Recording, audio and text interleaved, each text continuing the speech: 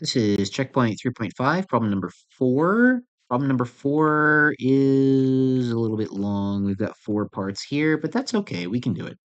Use the function g of x equals x to the fourth minus 6x squared plus 5 to answer the parts below.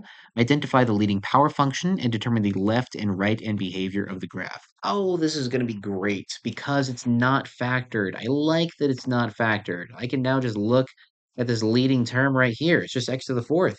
That is, let me get my pencil going here. That is our leading power function. It is x to the fourth. If you want, you can note that it's positive, a positive x to the fourth, but you don't have to. Then left end behavior and right end behavior. I'm going to scroll back up to the first problem that we did. So it is positive and even, which means that we should be going up on both sides, up on the right and up on the left. So left end behavior is up, right end behavior is up. I suppose you could put increasing as well, but it's going up on the left and on the right. And you can graph that in your calculator in order to visually verify that. So, hey, great. Part A is done. That wasn't so bad. Didn't really have to do any math, and there really wasn't any work to show for that either. So, on to part B. Solve to find the zeros of the function, then use multiplicity of each zero to determine if the graph bounces or crosses at each x-intercept. So that is the same as problem number 3. Problem number 3 was already factored for us. Problem number 4 is not factored, so we're going to have to put in the work to factor this thing. So I don't see a greatest common factor, and I do see that we have a degree 4. Now, I don't know if you noticed that this is a trinomial. It kind of looks quadratic, but not quite. But the first term's exponent is twice as big as the second term's exponent. This is a u substitution. So you can factor this using a u substitution. So we're going to take a moment to say that u is equal to whatever our middle variable term is. So u equals x squared. And that means that I can rewrite my g of x function as u squared minus 6u plus 5.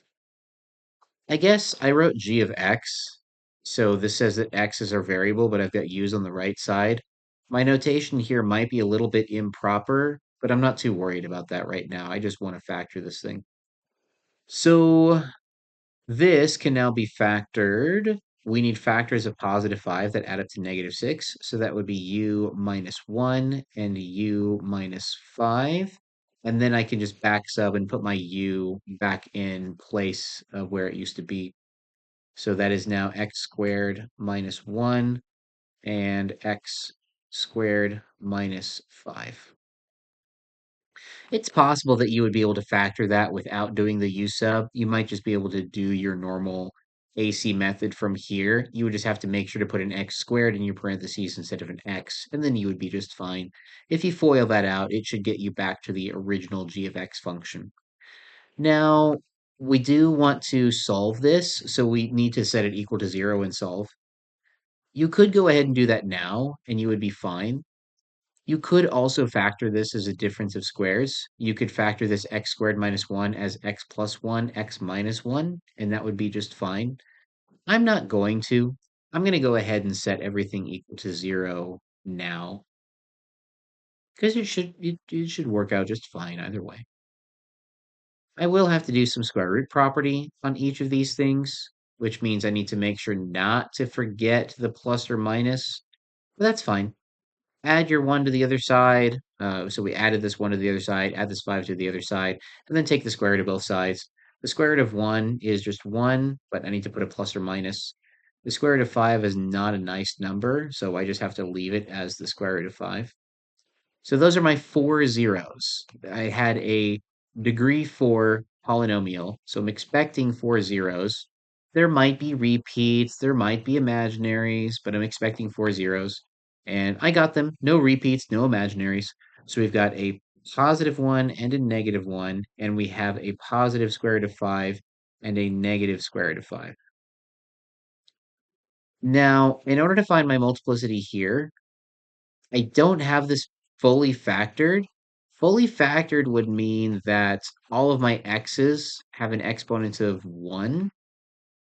So if we look back here, the binomial might be raised to the fourth power, but the x value itself, the x term only has an exponent of 1. So I am going to find my multiplicity a little bit differently this time than I did last time.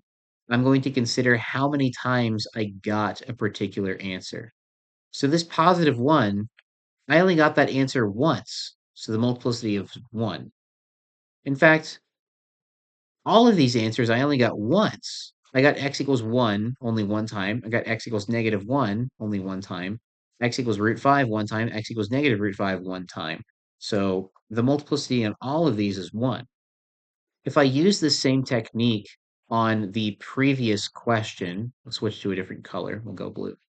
So we could have said that p of x is equal to 2x times x plus 4 times x plus 4 times x plus 4 times x plus 4, oops, plus.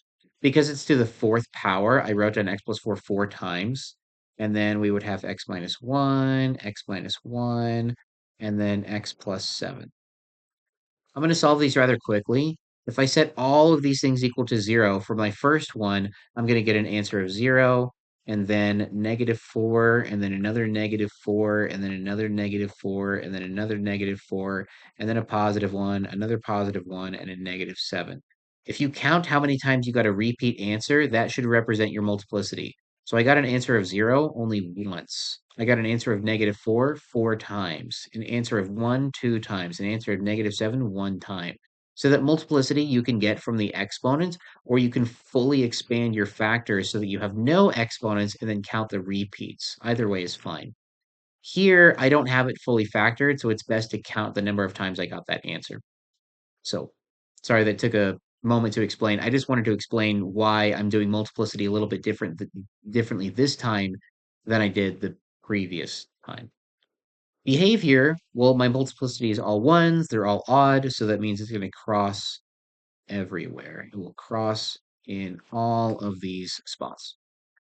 And that's it for part B. We found the zeros, we found the multiplicity, we found the behavior. Now determine the y-intercept of the graph. You can just plug in a 0. So if I go back up to the original and I plug in a 0, I'm just going to get an answer of 5. I'll show my work for it, but the answer is 5. So g of 0 is equal to 0 to the fourth minus 6 times 0 squared, 0 to the fourth minus 6 times 0 squared. And then there was a plus 5 at the end, right? Yeah, there it is. So 0 to the fourth is 0. 0 squared times 6 is 0 plus 5. 0 minus 0 is 0. 0 plus 5 is 5. So the y-intercept is 0, comma 5. Now we need to sketch the graph, including the x and y intercepts. So I'm going to graph all of the information that I've gathered. I need to graph 0, 5 on the y-axis. Let's make this a little bigger. Yeah, that'll be good. So let's just click on it. 0, 5 is right there. And then we also have 1 and negative 1 on the x-axis. So there's my 1, there's my negative 1. We also have the square root of 5. I don't know what the square root of 5 is. It's a little bit bigger than the square root of 4, which means it's a little bit bigger than 2. You can also just type it into your calculator. The square root of 5 is about 2.2. So whenever I am graphing it, I'm not going to be like super accurate, but I can do my best. So right here is 3, right here is 2, right here would be 2.5. 2.2 is going to be a little bit smaller than that. It's going to be like right here. And then negative 2.2 will be about right there-ish. Yeah. So there are my 4 zeros, my 4 x-intercepts all graphed. My y-intercept is graphed, which they asked me to do. I also know the end behavior. Remember, it's supposed to go up on the left and on the right. So as I am sketching this and connecting the dots, I will make sure that I end up going up on the right side and up on the left side. me get rid of this stray dot over here. So I'm going to continue from this arrow. I'm going to make sure to hit my points. I do need to cross through this point and through this point. You always go through y-intercepts. Oh, what a squiggly mess this is. And then we're going to go through this point and through this point. We're crossing, not bouncing. And then we're just going to connect up with this. Wow, that is messy and wobbly and squiggly. Drawing on a computer is hard. I imagine that you can do a much better job than this. So if you do this, this is bad. I mean, I have all of the important information. It's just not neat. Make sure that you do not draw your graph as poorly as I did. You can do much better. I know you can. But we can also graph this and on the calculator and just verify that everything is correct. The original is x to the fourth minus 6x squared plus 5. Here I've got it graphed in my y equals menu. And if I hit graph, then that's what it should look like. It should be much nicer, much curvier. I can see that we're going through +1 and -1.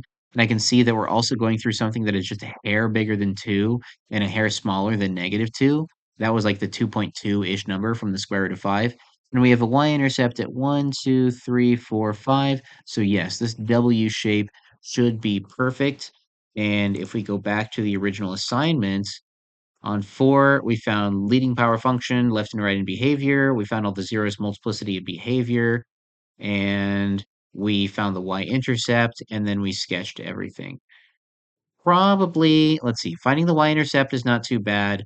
Leading power function and left and right in behavior, it's not too bad. As long as you remember this rule right here, shouldn't take you too long. The hardest part about this is probably going to be part B, which is the actual solving of this degree 4 function. If you can recognize that that is a U sub, then it should be much easier for you. If you don't recognize that it's a U sub, then you might end up doing some synthetic division with like +1 and -1, and then using the quadratic formula. That would work. That would be fine. I bet this is easier though. So there we go. Problem number 4 looked like a lot, looked intimidating, but we got through it no problem.